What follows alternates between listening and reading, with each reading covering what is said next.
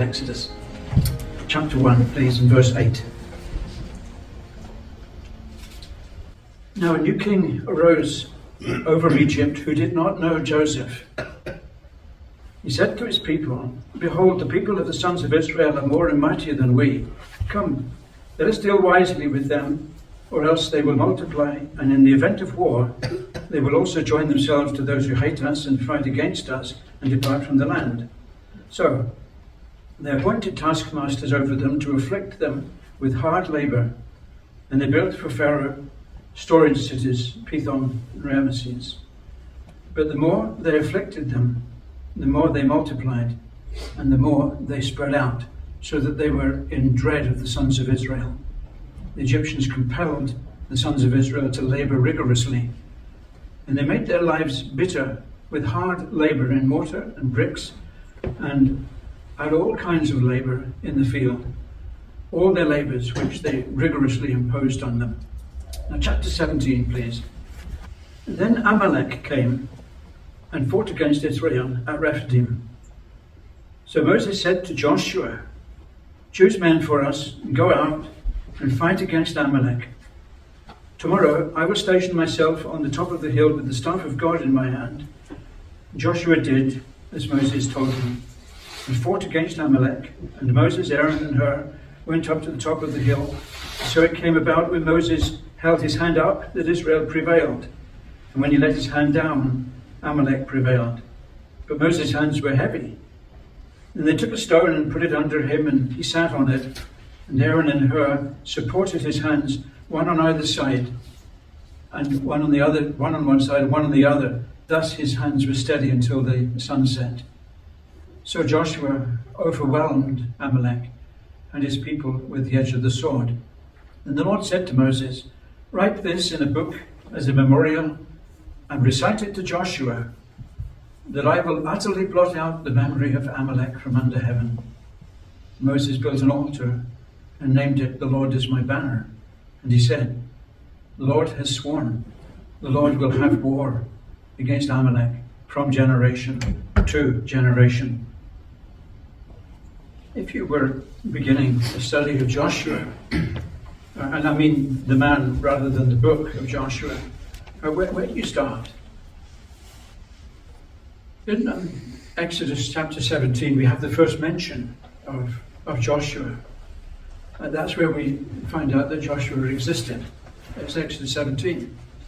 In the book of Joshua, chapter 24, we get the age of Joshua when he died. He was 110 years old. And it allows us to work backwards and roughly work out that the incident that we read about in Exodus chapter 17 must have occurred when Joshua was, say, in his late 30s or his early 40s. And that little bit of deduction allows us to work back from there and conclude that the events that we read about in Exodus chapter 1 were very, very well known. I mean by personal experience, by Joshua. He had not only lived through, but he knew personally the effects of what we read, the oppression in Exodus chapter 1. So Exodus chapter 1 seems a good place to start our consideration of the man Joshua, and that's our intent for these few weeks together. Joshua knew firsthand the rigors of growing up in Egypt as a slave. Not only was he a slave, but he must have become aware that Moses, who had left the land about the time that Joshua was being born, 40 years, had come back into Egypt, and he'd come back with a word from Yahweh, Israel's God, covenant-making, covenant-keeping God.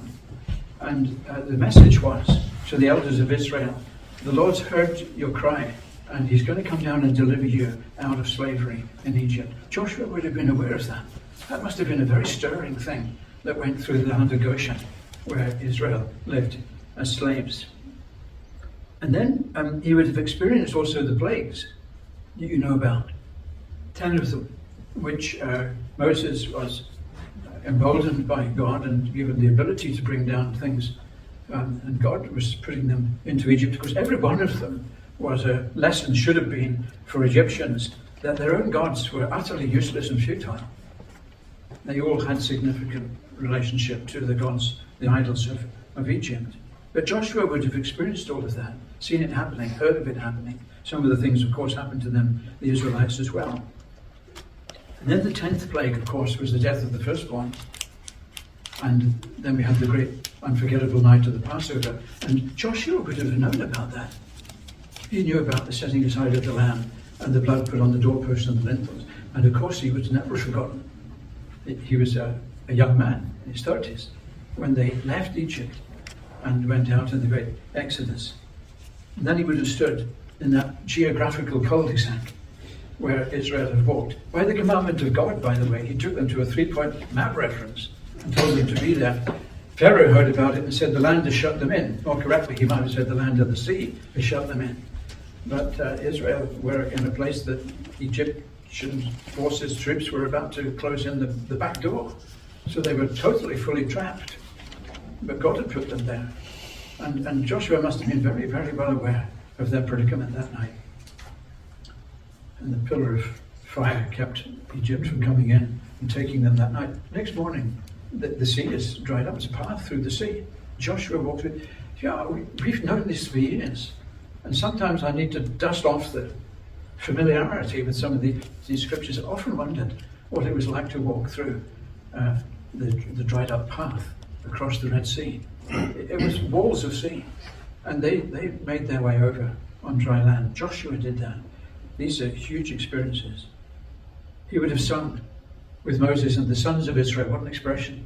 Moses and the sons of Israel sang on the east bank of the Red Sea. I will sing unto the Lord, for he is highly exalted.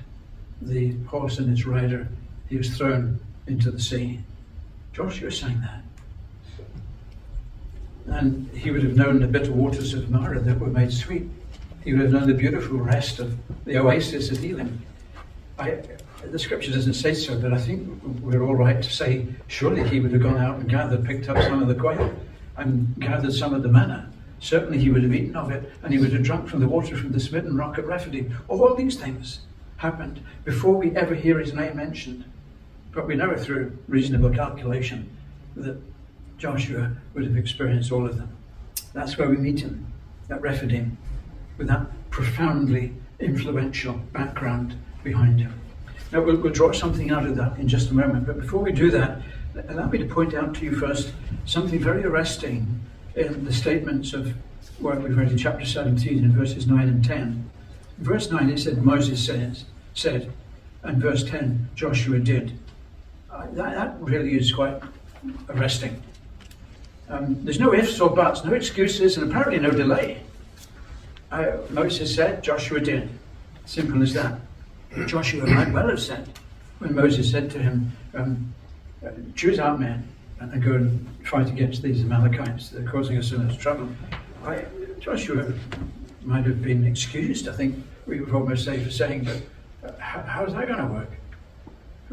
Who am I going to choose? We have no military. Israel had only just been set free from the oppression of slavery. They had no military might. They had no military experience. No experience in conflict, not military conflict. And Moses says, go and choose our men and go and fight. And Joshua might well have said, this is a big ask. How am I supposed to do this? But he didn't. Moses said, Joshua did. I like that. And it speaks volumes to us. If we'd read in the intervening chapters between 1 and 17, we would have read through 3 and 4, chapters 3 and 4, in which we hear a lot of those kind of excuses. And sadly, they come from the mouth of Moses. Moses of all people. But thankfully it's not here. But back in chapters 3 and 4, Moses came with all manner of excuses to God. Well, the Lord's burning bush, you remember. He said, I'm sending you back, and you'll take this message to my people. And you'll take this message to Pharaoh. And you'll tell him to let my people go. And Moses has been a shepherd for 40 years in Midian. And he says, I just don't see how this is going to work. They're not going to believe me. I'm not really a very good speaker. And he finally cuts right down to the chase and he said, please, would you find someone else? Not me. And there's none of that in Exodus 17, is there? It's just so Simple, so straightforward. Moses said, Joshua did. I want to challenge our hearts, brothers and sisters, in this. And if this is for you, that's good. Maybe it's for all of us. And if it's for none of us, then maybe we can pass it on to somebody else. But if God asks us to do something, if he calls us and lays something upon our hearts, shouldn't we just do it? And does it make any sense whatsoever not to do it? I remember reading a story once about an evangelist. He'd been preaching the gospel, and there was a lady in the congregation. She came to speak to him afterwards, and clearly she was affected by the message, but she couldn't quite bring herself to full commitment. So she was talking to the preacher. Finally he said to her, Mrs. Franklin, when you got married and the minister said to you, do you take this man to be your lawful wedded husband and so on, what did you say? Did you say to him, I just don't see how this is going to work? Or, it's a lovely sounding thing, but it's just not for me. She said, of course not. I said, I do. So he said, well, say that to God then. It's just as simple as that. And does it make any sense whatsoever not to do what God calls us to do? This is the God who sees all and knows all. And he knows us much better than we know ourselves. And if he's laid something on your heart for you to do in a certain way, at a certain time, let's just do it. Moses said, Joshua did. It's a challenging thing.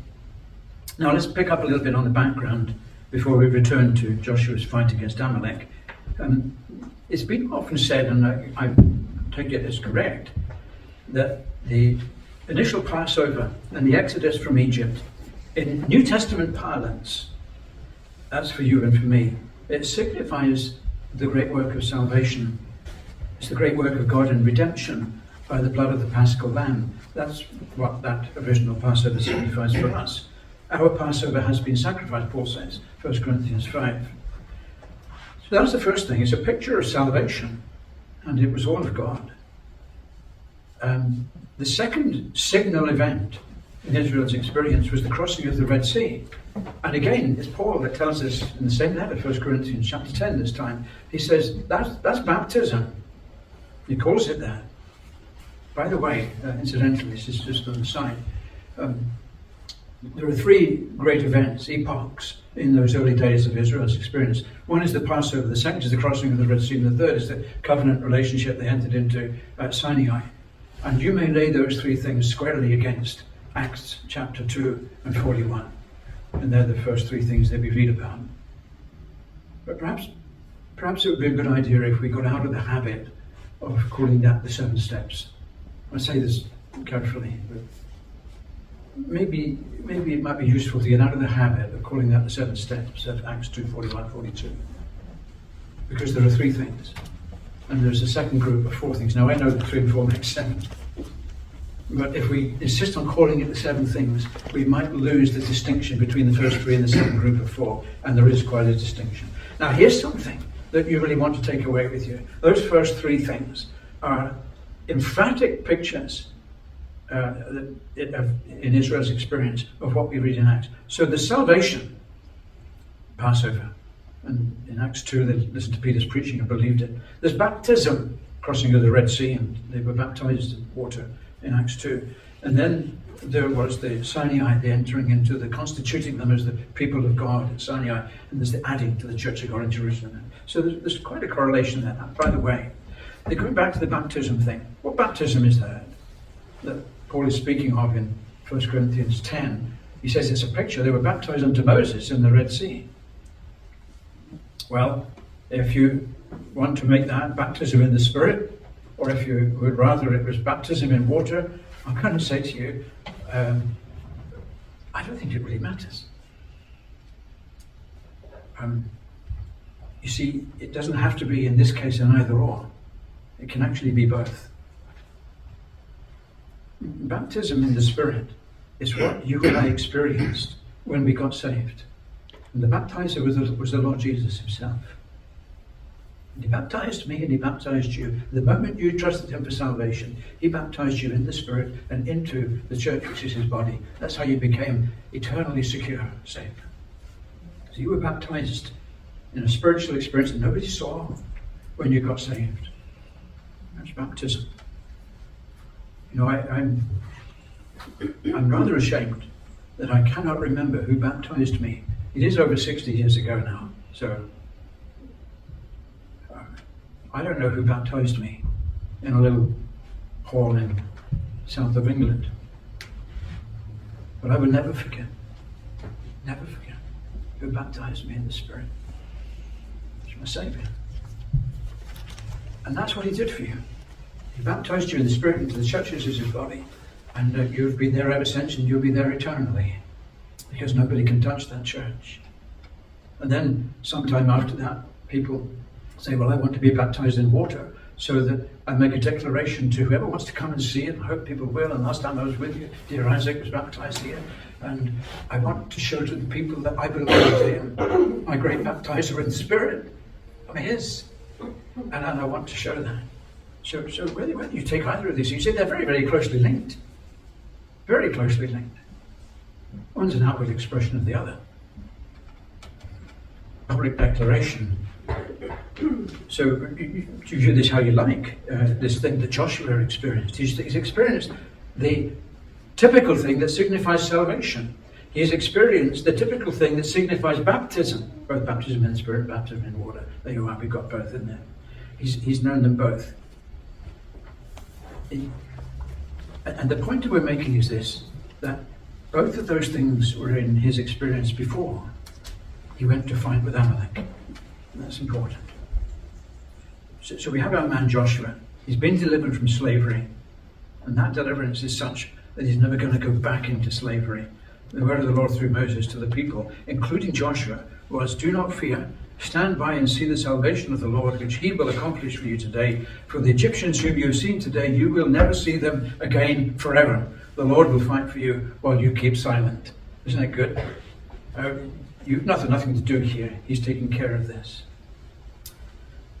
It's the complete and absolute deliverance that Paul speaks about in Romans chapter 6. He says we were slaves to sin, but now you've been freed from that slavery. Old Augustine, that's the first of the great Augustines, Augustine of Hippo, framed it very, very well when he said, he made a bigger thing out of it than what I'm going to tell you tonight, but he said, before we were saved, it was not possible for us not to sin. Not posse non peccare, he said in Latin. Not possible not to sin. It was in our very nature.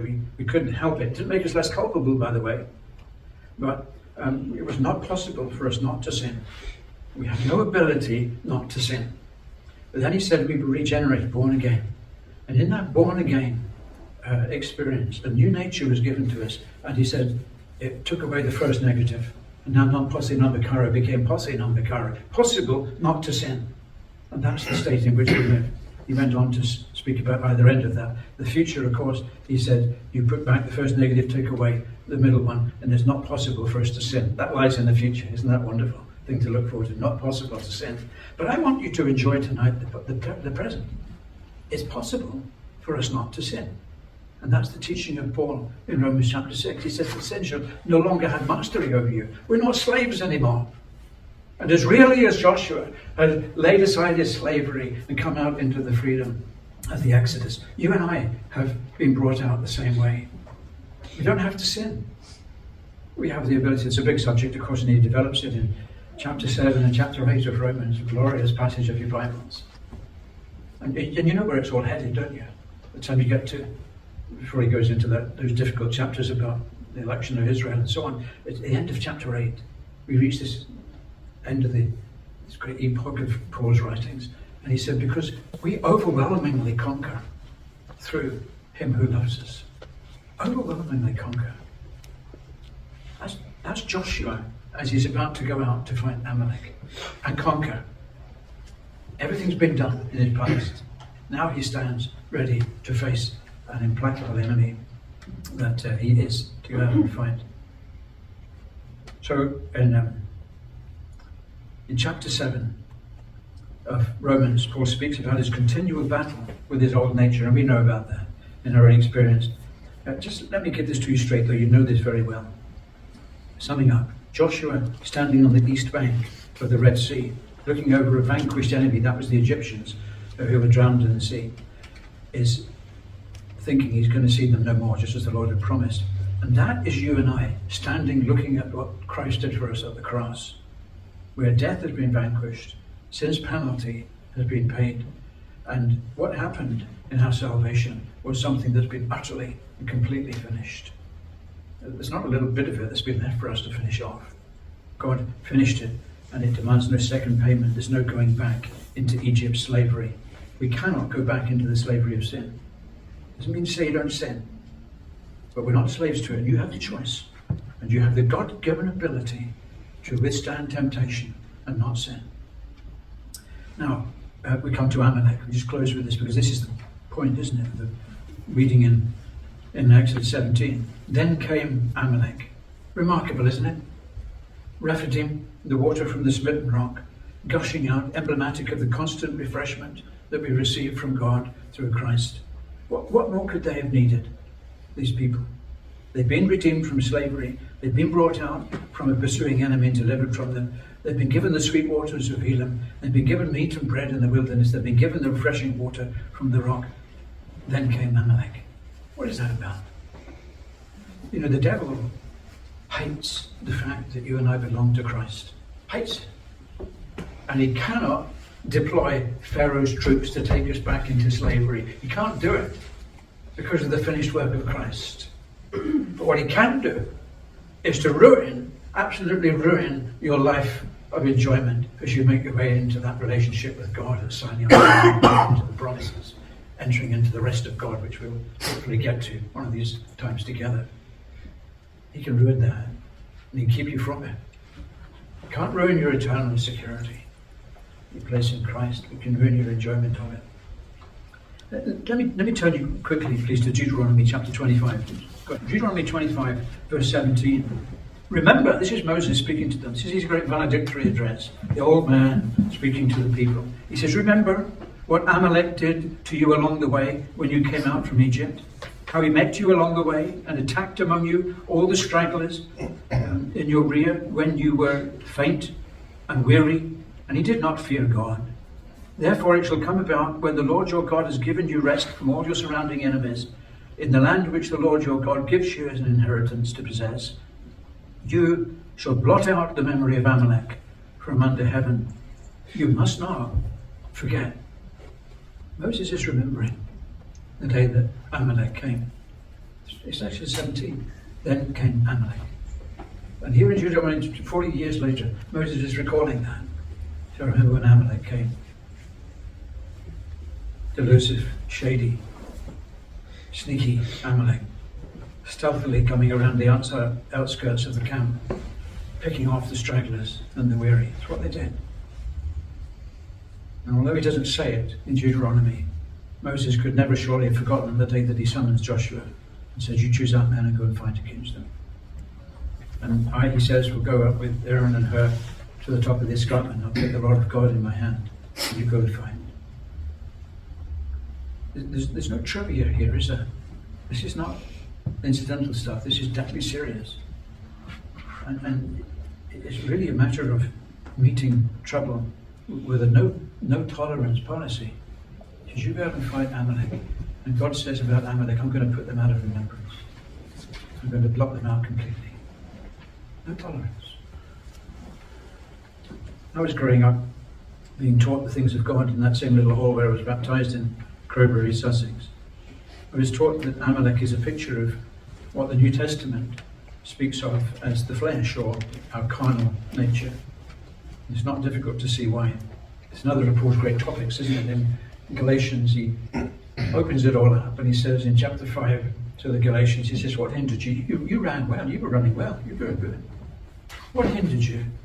Now, in the case of the Galatians, it was false teachers that had brought their false teaching in and so on, but Satan knows that false teaching appeals to the flesh. Yeah, Satan's not very original. He's got his things that he plays, and that was the card he played in Eden with Eve. And he's playing it still. We're not ignorant of his devices, we're told, and neither should we be. So here's the great adversary of God and man, your adversary and mine, and he comes with this Amalek treatment. sneaking up, picking off the weary and the sick and the stragglers. And he's doing great damage to those who could be enjoying their discipleship.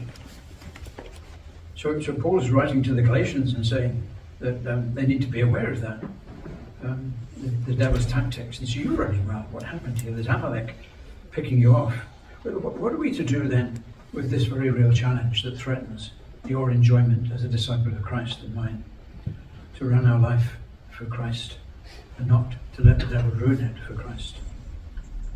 He can't take away your eternal security, we said, but he can ruin our way home. And the answer to that, what are we to do about it? I want to say simply this. We could try being more like Joshua. And we're going to examine a little bit more about this man's life, God willing, some of these times together for the next 3 weeks. But let's take it tonight as this opener, that here's a man whose life we really ought to emulate. And he stands as a great example for us today, a great encouragement. The Lord said, I will have war with Amalek from generation to generation until it's utterly blotted out. So we're not told to go negotiate with Amalek. We're told to fight. And it's what Joshua did, plain simple. He went and fought and he overcame. And so can we. So must we. Remember David, a great king, 2 Samuel, and his army is going out to fight against the army of Absalom, his son. And David says to Joab and Abishai, his military commanders, he said, deal gently with the young man for my sake. And your heart yearns with David's heart, because it's the heart of a father speaking about his son. Understand that. But David was wrong. I say it carefully, but he was wrong. Joab, you remember, came across Absalom. He's hanging from a tree, caught in the tree by his hair. And Joab takes from his armor bearer, javelin, puts it through the heart of Absalom. Takes another, 3. Wow. I maybe said to you before, I've often thought about that, and I was standing, Joab, would one of these not have done? No, he says, this man mustn't live. But they were reminding him. Remember what David said? No, Joab says, this man must not live. Joab was a hard man. David said, the sons of Zeruiah are too hard for me. And they were not men after the heart of God, interestingly. But I want to say this to you, that I believe Joab did what was right and necessary that day. Because Absalom cannot be allowed to live. This is non-negotiable territory. This is a no-tolerance zone. And it's a picture of the flesh that you and I, it's our own selves. It's a picture of our carnal nature. And it's not to be mollycoddled. And it's not to be made excuses for. It's to be put to death. And that's exactly what Paul says in Romans 8. Put it to death. Mortify the deeds of the flesh. Carnal nature. And the more we do that, the more we live for Christ. I wanted to read you. So then, brethren, we are under an obligation not to the flesh, to live according to the flesh. For if you are living according to the flesh, you must die. But if by the Spirit you put to death the deeds of the body, you will live. For all who are being led by the Spirit of God, these are sons of God. That was Joshua. What an appellation. Do you crave it? Being a son of God. It's being brought into that close relationship and inheritance and all those things that Christ has won for you. So we live. Joshua like. Moses said, Joshua did. We go out and fight.